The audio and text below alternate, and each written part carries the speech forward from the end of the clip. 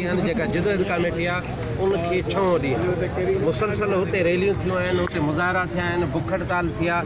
अॼु सेंडोज़ रोड जा रहवासी ऐं ॿिया जामसर जा सिविल सोसाइटी जा अॻुवाण, सभिनी सियासी समाजी पार्टियुनि मज़हबी तंज़ीमनि जा अॻुवाण जेके रैली जी सूरत में DC साहब खे अॼु यादाश्तनामो ॾियणो हो, पर अफ़सोस जो DC साहब खे इतलाह बि कयो वियो, पर हुन हिते वेहण ऐं हिननि माण्हुनि सां ॻाल्हाइण बि गवारा न कयो। इंतिहाई मायूसी जहिड़ी ॻाल्हि आहे ऐं लाज़मी आहे त हीअ जेके अवामी नुमाइंदा आहिनि त इन्हनि ते असांजो हक़ थिए थो। सेंडोज़ रोड सालनि खां तबाह थियो पियो आहे। सेंडोज़ कंपनी आहे, पुलिस थाणो आहे, 2-3 स्कूल आहिनि इन रोड ते। अफ़सोस आहे जो नियाणियूं स्कूल न थियूं, तंहिंजे करे हाणे असां मुमकिन आहे त वरी पंहिंजो लाइअमल ठाहींदासीं जंहिंमें इहे ऑप्शन असांखे खुलियल हूंदा।